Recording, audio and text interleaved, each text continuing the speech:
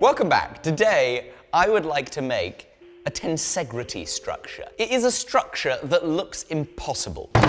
Let's look at a normal table. What do we see? We see tabletop, we see table legs. Now imagine if these legs were replaced with steel wires. This is such a terrible example. What are you talking about, Jamie? This is perfect. If these were wire, this tabletop would just collapse on air. See, that's a perfect example. That's why tensegrity structures are so interesting and why I want to make a coffee table for our house using a tensegrity structure, because it looks impossible. And my plan is to make it look extra impossible by using these ridiculous bits of steel and making them look like they're floating on cables. Oh yes. Imagine this suspended up here with just cables. If you want to know how a tensegrity structure works, Steve Mold's video is the one to watch. Anything I explain to you about how it works is just going to be ripped off than him, as he is much smarter than I. But the very, very basics of it are the structure can stay rigid based on the tension of the wire and the fact that any force put on any one side is going to be putting other wires in tension. The wire is stiff, and though it might end up with a little wobble, it should be able to support me standing on it. And all sorts of coffee mugs too. All right, we've got to think about design now. Now I'm thinking the final surface area of this bad boy is going to be triangular. We've got two of these on top of each other, supported by the wire. That is one I-beam split down the middle. And a very important part is this structure on the steel. Some means of, in the middle, having some wire in tension. So I still have some fine details to tweak on the design, but I think I can still get started with the first step, which is going to be slicing down this with the plasma cutter so that we can stretch it out into a V.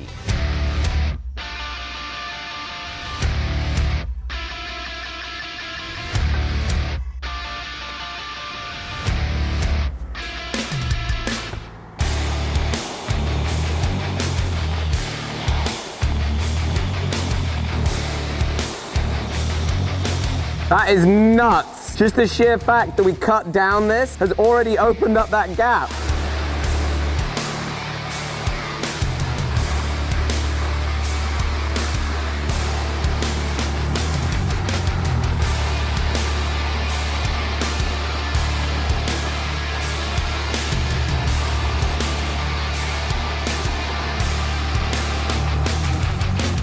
Now, if you've never done plasma cutting, you might not be aware about the smell. It is so nasty. It's just atrocious. The amount of dust that it makes is wild. That's what the plasma cutter makes. Right, now we've got to bend this out and make a V.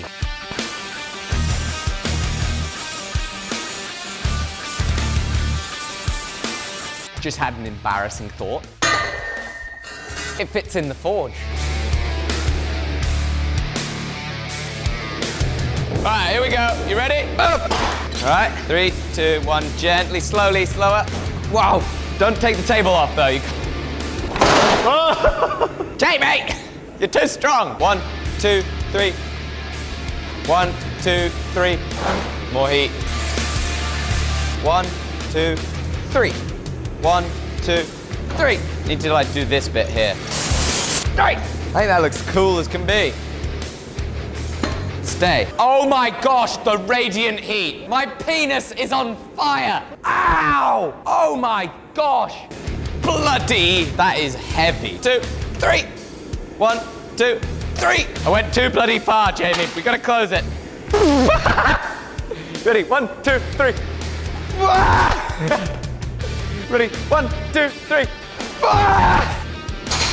Looks closer.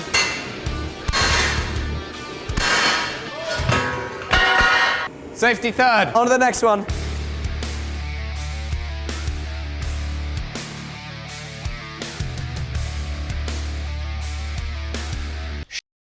What? We're gonna have to figure it out. Don't worry. What were we gonna say? It might be a problem. Short interruption to thank today's sponsor. Now, we all have about 80,000 hours in our career. That's 40 hours a week, 50 weeks a year, for 40 years. And today's sponsor is a non-profit that is called 80,000 hours. Their mission is to help you find a fulfilling career that does good too, and they've been researching just this for the last 10 years. They have a website with tons of collected research on high-impact careers, a job board that helps you find currently open roles they think might help you have a positive impact, and a podcast where they have conversations with experts about the world's most pressing problems. Everything they publish is based on careful consideration of the data, careful consultation with experts, and allows them to help make recommendations on the hard questions like, where should I work if I want to make a positive difference in the world? And what can I do today to start a fulfilling career? Now again, everything they provide is free. They're a non-profit. Their only mission is to help people find fulfilling work that helps the world. And if you'd like to find out more, I'd love to invite you to join their newsletter. The link is in the description down below, and you'll get a free copy of their in-depth career guide. Thank you to 80,000 Hours for sponsoring this video. Let's get back to it. Why? What problem? I might have designed this in a rather silly way. These come from opposite directions. The way I've been planning to design this... So they were both going to go on the same side? ...is that they were both going to be on the same side, lifted like that, which really affects how the support structure in the middle, the dangly boys, needs to be engineered. So I'm going to get some wood, we're going to prop this up, and we're going to work on fixing this design problem with the dangly boys, and then hopefully get started on making whatever the solution we come up with is. Done like that. Is that any better? What about? Need to twist that. We rivet that sucker on here, rivet that sucker on up here. I think it's going to be too much going on. It's going to ruin the illusion. That's my concern. Okay, what about instead of riveting on flat bar, I take an angle grinder, I make a cut like this, we heat up this section, I bend it up, twist it, and put it right here. Then, on the underneath, we do the same thing, cut that piece, bend it down, put it right there. Would the bend not come from the other direction? Oh, you think cut? You said about bending it this way. It would bend from that corner down. Shoot, good idea. I like the idea, but I don't like this. I don't like the shape. You think that should cut in like that? Okay. Why is that? I think it'll just look better, and it'll be less dangerous. All right, I think we're onto something.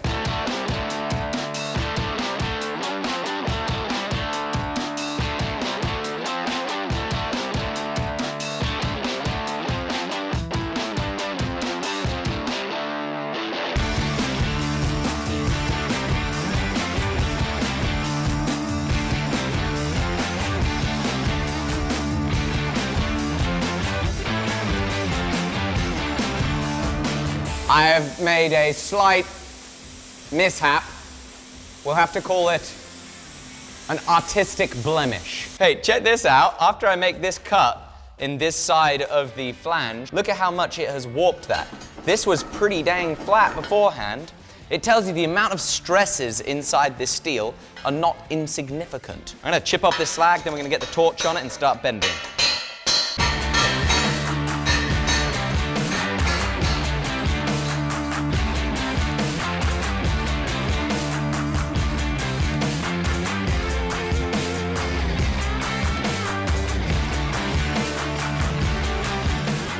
I've got no idea what I'm doing, where to go, or what to do next. Don't know if I like it, if I hate it. I feel like this is bent too far in.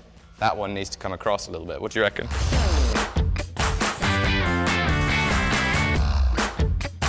All right, so we've got our dangly boys, hopefully bent in the right which way. My plan for fixing the wire here is to use this component. We're going to talk more about these later. That's going to want a hole, but it's also going to want clearance to be able to go straight up and down. So I have to make this cutout in both pieces, which won't reduce the strength because most of the flex that this is going to have is going to be in all of this where there's the most leverage. I hate this. Ah! Right, so now we've got to think about cutting wire. And in talking about wire, we get to delve into how it all gets affixed. Now, we all know what a little bit of stainless steel wire looks like. This particular one has 19 strands, they're all twisted together. But a big question I had as I was trying to plan this project was how on earth would I hold this wire strong enough? Well, there exists these fittings. It comprises of a few key components. We have ourselves a barrel that has the same thread as the mounting component, and so that screws up. And in screwing up, when this tapered collet is around the wire and is pulled into here, and then when the flat face of this pushes against it, it tightens it up, much like the way the collet on the Bridgeport mill holds an end mill in. This, with friction, will hold the wire together. I wonder if this is going to explode. Don't do it too quickly though. You be gentle, but then just go. Ah! God, I can't believe I actually pay you money. It does look kind of dodgy though. As if it's going. Ah! That's really strange looking tape, isn't it? Jamie, you're a lot closer.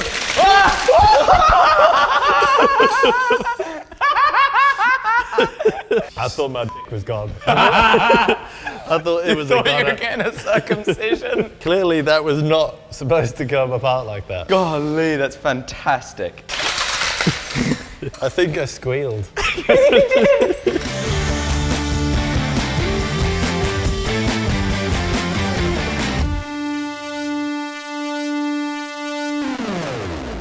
Get in there, you Willy. Wow, not my intended use of words. I think we're going to have to modify the mounts that we've purchased because I only have so many of those mounts. Wait, who's filming? Jamie, are you slacking on the job? We only have these type of mounts remaining. This stud gets sliced off, then we drill and tap a hole down the end in the lathe to accept our button head, meaning that in order to tighten it, we can suck it up with the screwing of our button thread to the perfect tension.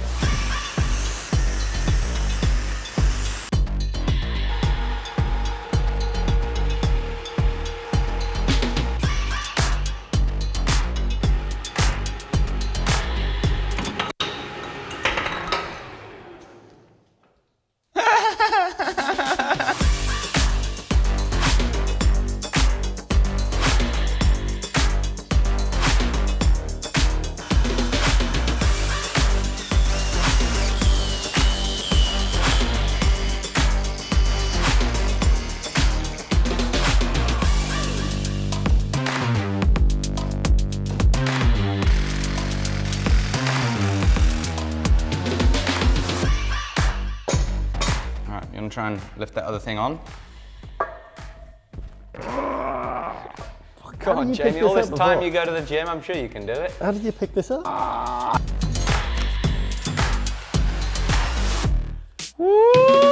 So now we've got it together, we've decided this wire looks too thick. It almost looks like that could be an actual leg. So we've ordered thinner wire, and we're going to swap out the thick stuff for this.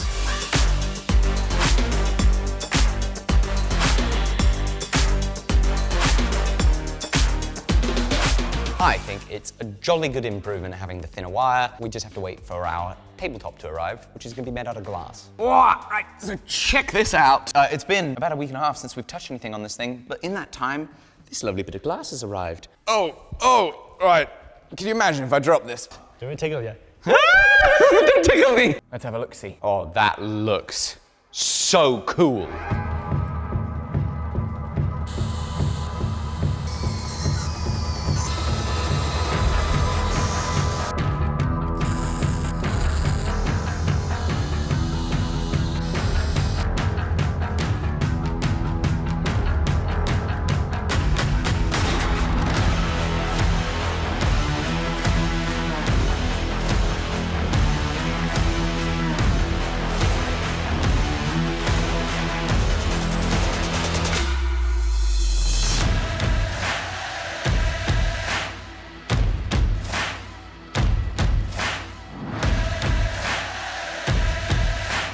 Well, that is our suspended Tensegrity coffee table made out of I-beams. It admittedly shakes a little bit more than it should, but that's part of the magic. Stirs your coffee for you.